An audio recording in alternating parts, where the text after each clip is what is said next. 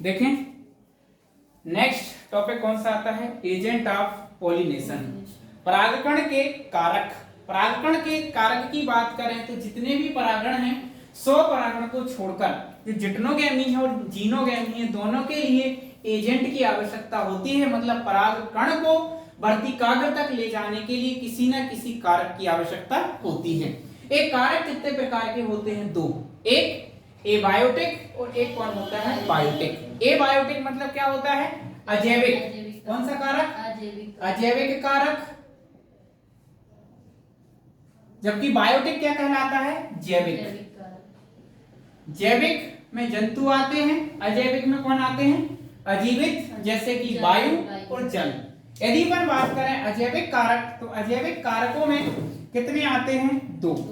कौन कौन से आते हैं, ये तो जल के द्वारा होता है या तो किसके द्वारा होता है, वायु के द्वारा। अधिकांश किसके द्वारा होता है, वायु के द्वारा। जल के द्वारा बहुत कम होता है, या फिर यूं कहें कि पुष्पीय पादपों में सिर्फ 30% वंशों में ही जल के द्वारा परागण होता है, उनमें भी अधिकांश किसमें, मोनोकॉट में। ठीक है,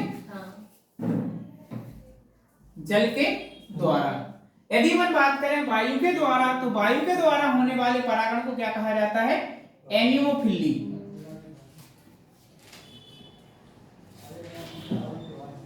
जबकि जल के द्वारा होने वाले परागण को क्या कहा जाता है, हाइड्रोफिली।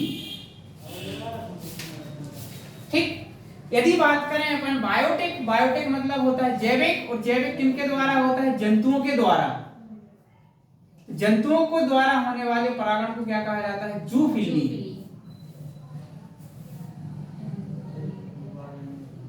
ठीक, जंतुओं की बात करें तो जंतुओं में आपको याद रखना है,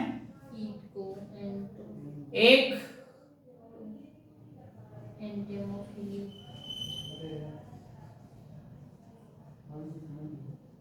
कीटों के द्वारा, एक पक्षियों के द्वारा भी होता है,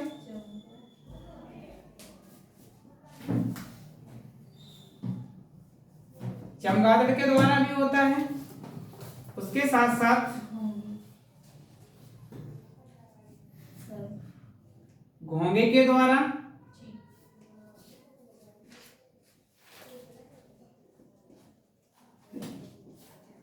चींटियों द्वारा,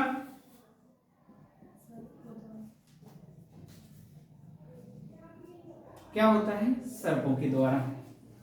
यदि अपन चर्चा सबसे पहले किस पर करेंगे, एबायोटिक या अजैविक कारक। अजैविक कारक मतलब जो कैसे होते हैं, अजीवित। अजीवित कारकों में या तो वायु के द्वारा परागण होता है, जल के द्वारा परागण होता है। मतलब या तो वायु बहा के ले जाती है या फिर परागणों को कहां पर छोड़ दिया जाता है, जल में। ठीक, तो जल में जब इनको छोड़ा जाता है या तो जल की सतह पर होगा या तो जल के अंदर होगा। यदि मान लीजिए परागण जल के द्वारा हो रहा है, लेकिन या तो कहां पर हो रहा है, इसकी सतह पर होगा या फिर कहां पर होगा, अंदर। यदि जल की सतह पर होता है तो इसे बोला जाता है इपी हाइड्रोफिली। क्या कहा जाता है, इपी हाइड्रोफिली। जबकि अंदर हो रहा है तो क्या कहा जाता है, हाइपो हाइड्रोफिली। ठीक, यदि अपन बात करें वायु के द्वारा एनियोफिली, वायु के द्वारा होने वाले परागण को क्या कहा जाता है, एनियोफिली। जो वायु के द्वारा परागण होता है सबसे ज्यादा अजैविक कारक में सबसे ज्यादा किसके द्वारा होता है, वायु के द्वारा होता है। यदि अपन बात करें कि वायु के द्वारा परागण होने के लिए या अजैविक कारकों के साथ परागण होने के लिए क्या क्या होना चाहिए, पुष्प एक तो कैसे होने चाहिए, देखो आप लोग स्वयं सोचे, अनुकूलन क्या क्या होने चाहिए। यदि मान लीजिए किसके द्वारा होना है, अजैविक, अजैविक कारकों द्वारा यदि परागण होना है तो परागकण कैसे होने चाहिए, पुष्प कैसे होने चाहिए, छोटे आकार के, तब तो जाके वायु में उड़ के जा पाएंगे। तो सबसे पहले तो कैसे होने चाहिए, छोटे आकार के। कैसे, छोटे आकार के पुष्प होने चाहिए। उसके साथ साथ पुष्प कैसे होने चाहिए, रंगहीन। क्या रंगीन होना जरूरी है, क्या फर्क पड़ता है, वायु थोड़ी देखेगी रंगीन है कि रंगीन है, रंगीन को उड़ा के ले जाएंगे, रंगीन को नहीं ले जाएंगे, ऐसा तो नहीं होगा ना। उसके साथ साथ कैसे होने चाहिए, मकरंद विहीन। कैसे होने चाहिए, मकरंद विहीन होने चाहिए। वायु के लिए तो नहीं है कि हम तो पहले रस लेंगे, मकरंद लेंगे, फिर लेके जाएंगे, वरना हम हवा आएंगे नहीं, जल आएगा ही नहीं, ऐसा तो नहीं होना चाहिए ना। यदि अजैविक कारक होना चाहिए तो अजैविक कारकों के लिए एक तो छोटे आकार के पुष्प होने चाहिए, उसके साथ साथ रंगीन भी होने चाहिए और मकरंद विहीन होने चाहिए। लेकिन यदि अपन बात करें किसकी, जैविक कारक की, तो जैविक कारक के होने के लिए जैविक कारक किनके द्वारा होता है, जंतुओं के द्वारा। और जंतु कब आएंगे पुष्प के नजदीक, या तो पुष्प कैसे होंगे, अब पुष्प के जब नजदीक आएंगे तो उस पर बैठने के लिए जगह भी तो होनी चाहिए, और जगह होने के लिए पुष्प का आकार कैसा होना चाहिए, बड़ा। तो सबसे पहला अनुकूलन कैसा होना चाहिए, बड़े आकार के पुष्प। पुष्प कैसे होने चाहिए, बड़े आकार के। उसके साथ साथ यदि पुष्प आकर्षक प्रकृति के होंगे तो कई सारे कीट आएंगे, यदि आकर्षक प्रकृति के कीट नहीं होंगे तो क्या पुष्प आएंगे, नहीं आएंगे। तो पुष्प कैसे होने चाहिए, रंगीन होने चाहिए। उसके साथ साथ जब पुष्प आएगा तो उसके लिए लाभ भी तो कुछ मिलना चाहिए। यदि मकरंद होगा तो उसको खाने के लिए, उसको लेने के लिए कीट बार बार आएगा। तो पुष्प कैसे होने चाहिए, मकरंद युक्त, मकरंद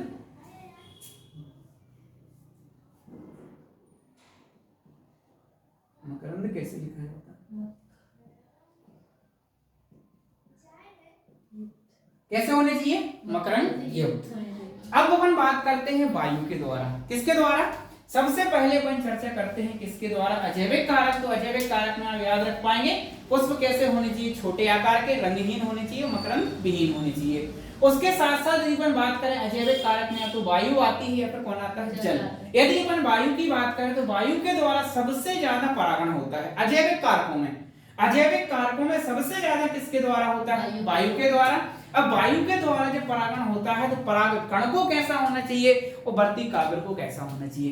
पराग कण कैसे होने चाहिए, छोटे छोटे होने चाहिए, शुष्क होने चाहिए, शुष्क होने चाहिए। यदि चिपके होंगे तो जाने में दिक्कत होगी, यदि शुष्क होंगे तो हवा के साथ उड़ के चले जाएंगे। तो छोटे होने चाहिए, शुष्क होने चाहिए। यदि अपन बात करें वर्ती काग्र कैसी होनी चाहिए, वर्ती काग्र कैसी होनी चाहिए, रोमिल, रोमिल मतलब रोम निकलने हो, मक्के में देखे, मक्के में बाहर जो निकले हुए रहते हैं ना हेयर्स के समान, वो क्या कहलाते हैं, उसके वर्ती काग्र ही होते हैं। तो वर्ती काग्र कैसे होने चाहिए, रोमिल होने चाहिए। या फिर पुष्प कैसे होने चाहिए, हमेशा खुले वाले।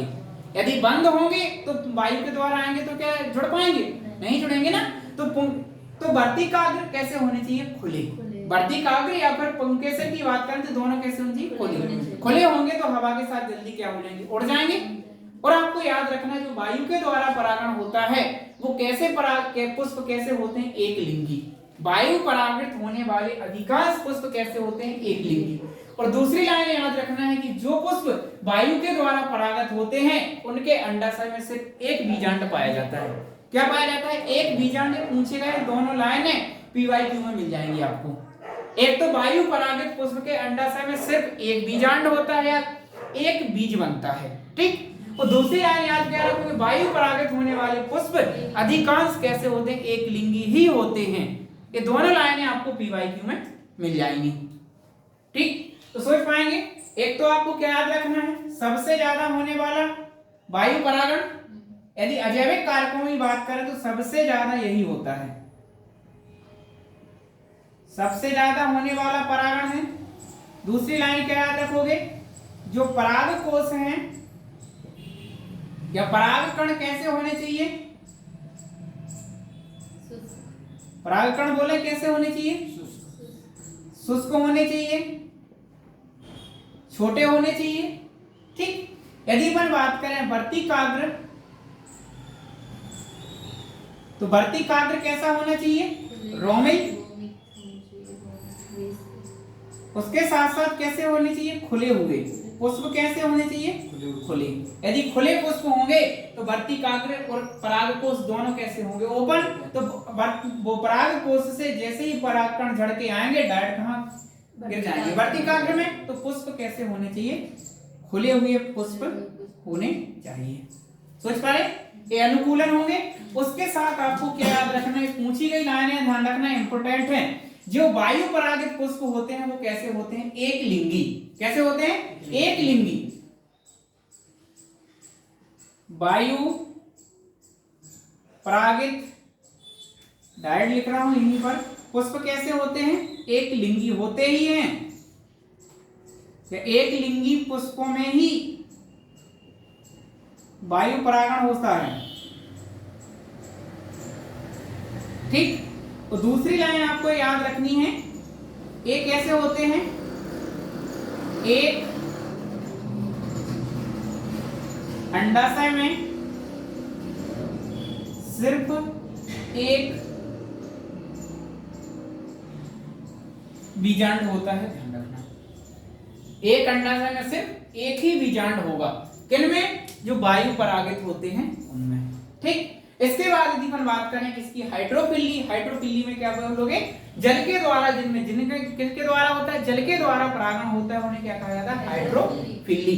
जैसे बेलिस्नेरिया हो गया, ज़ूस्टेरा हो गया, समुद्री घासें, इनमें किसके द्वारा होता है, जल में। अब जल में भी या तो जल की सतह पर होता है या फिर कहां होता है, जल के अंदर। यदि जल की सतह पर हो रहा है तो क्या कहलाता है, एपीहाइड्रोफिली। और यदि मान लीजिए जल के अंदर हो रहा है तो हाइपोहाइड्रोफिली। तो एपीहाइड्रोफिली किन में पाया जाता है, बेलिस्नेरिया। किसमें पाया जाता है, बेलिस्नेरिया।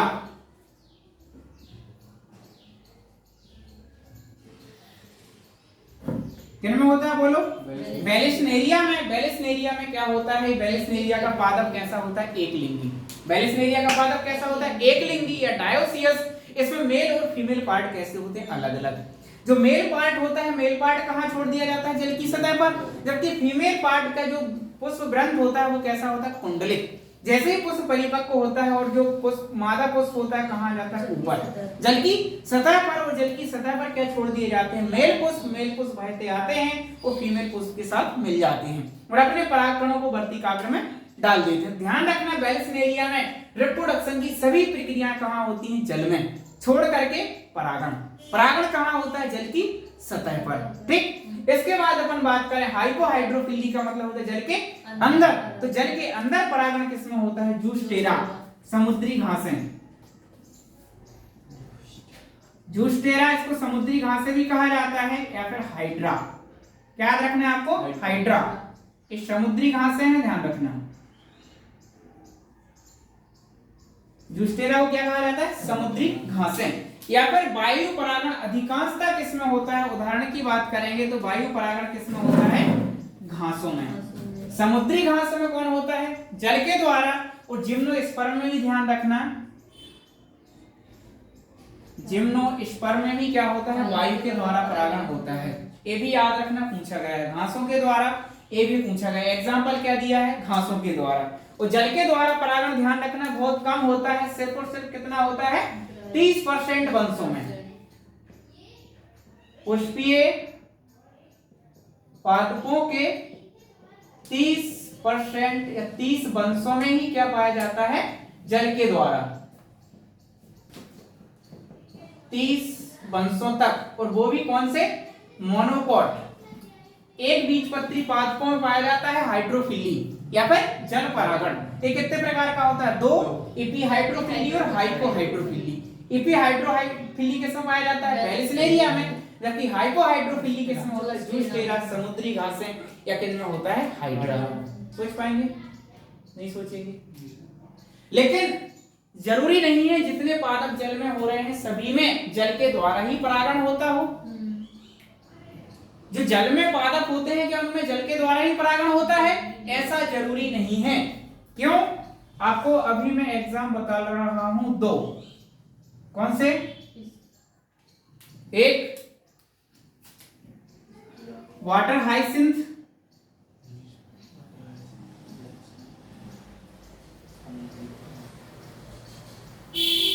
एक वाटर हाइसिंथ व वाटर लिली। कौन सा, वाटर हाइसिंथ और वाटर लिली। इनमें कीटों के द्वारा या वायु के द्वारा होता है। किनके द्वारा, कीटों के द्वारा और वायु के द्वारा। लेकिन होते कहां हैं, जल में। ध्यान रखना, जो पौधे जल में होते हैं उनमें जरूरी नहीं है जल के द्वारा ही परागण हो। दो एग्जांपल हैं, वाटर हाइसिंथ और वाटर लिली। इनमें किनके द्वारा होता है, कीटों के द्वारा, या किनके द्वारा होता है, वायु के द्वारा।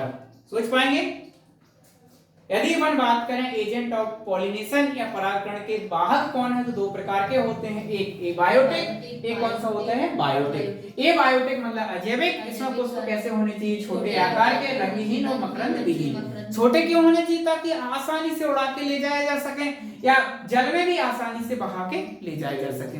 इसके बाद यदि मैं बात करें किनके द्वारा होता है, वायु या जल के द्वारा, इसमें भी सबसे ज्यादा किसके द्वारा होता है, वायु के द्वारा, क्या कहलाता है एनिमोफिली, जबकि जल के द्वारा हाइड्रोफिली। ये दो प्रकार का होता है, एपीहाइड्रोफिली और हाइपोहाइड्रोफिली। यदि जल की सतह पर हो रहा है तो एपीहाइड्रोफिली, और यदि अंदर हो रहा है तो हाइड्रोफिली। यदि अपन बात करें वायु के द्वारा तो किसमें होता है, घासों में और जिम्नोस्पर्म में। ठीक, सबसे ज्यादा घासों में परागण किसके द्वारा होता है, वायु के द्वारा। यदि अपन बात करें सबसे ज्यादा होता है परागण कैसे होने चाहिए, शुष्क और छोटे, वर्तिकाग्र रोमेल होने चाहिए, पुष्प कैसे होने चाहिए, खुले हुए। आपको दो लाइनें याद रखनी है कि वायु परागित पुष्प कैसे होते हैं, एक लिंगी, या वायु परागित पुष्पों के जो अंडाशय होते हैं वो सिर्फ कैसे होते हैं, एक बीजांड। कैसे होते हैं, एक बीजांड युक्त। तो दोनों की दोनों लाइनें नीट में पूछी गई हैं, पीवाईक्यू लगाओगे आप तो मिल जाएंगी। ठीक, इसके बाद अपन बात करें जल के द्वारा होने वाला परागण किनमें होता है, पुष्पीय पादपों के सिर्फ 30 वंशों तक। कहां तक, 30 वंशों, वो भी कौन सा, एक बीजपत्री या मोनोकॉट। ये नीट में पूछा गया क्वेश्चन है, वाटर हाइसिंथ और वाटर लिली में परागण किसके द्वारा होता है, 20 में पूछा गया था।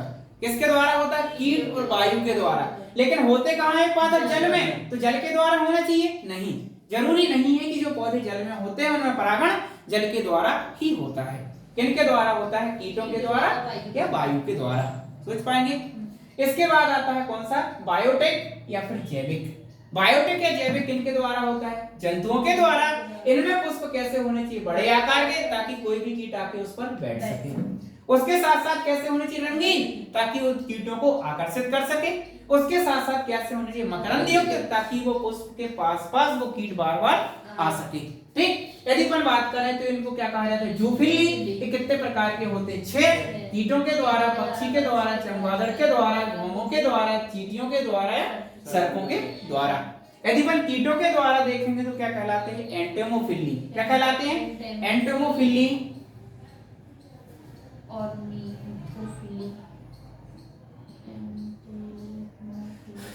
पक्षियों के द्वारा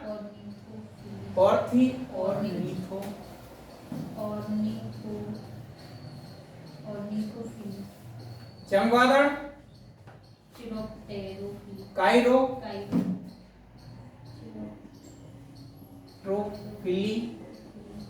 घोंघों के द्वारा मेलकोफिली।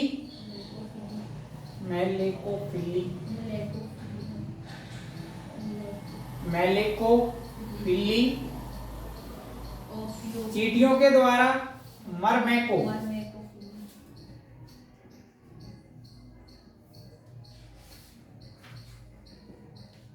मरमैकोफिली। सर्पों के द्वारा ओफियोफिली। ठीक, यहाँ पर आपको ज्यादा एग्जाम्पल याद नहीं रखने हैं, यहाँ पर सिर्फ मैं किसका बताऊंगा, कीटों का।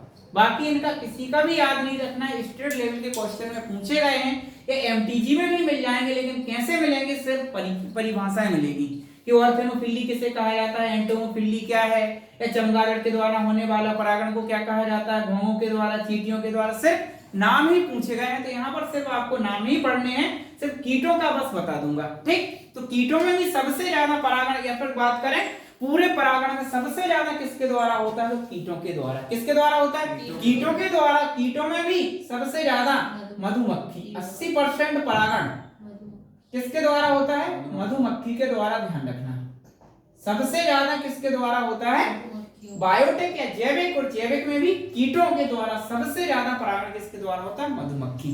ठीक, यहाँ पर आपको याद रखने सिर्फ नाम, कीटों के द्वारा होने वाले परागण को एंटोमोफिली, पक्षियों के द्वारा ऑर्निथोफिली, चमगादड़ के द्वारा काइरोप्टेरोफिली, घोंघों के द्वारा मेलेकोफिली, चींटियों के द्वारा मरमैकोफिली और सर्पों के द्वारा ओफियोफिली। ठीक, सोच पाएंगे, कर पाएंगे याद, नहीं कर पाएंगे।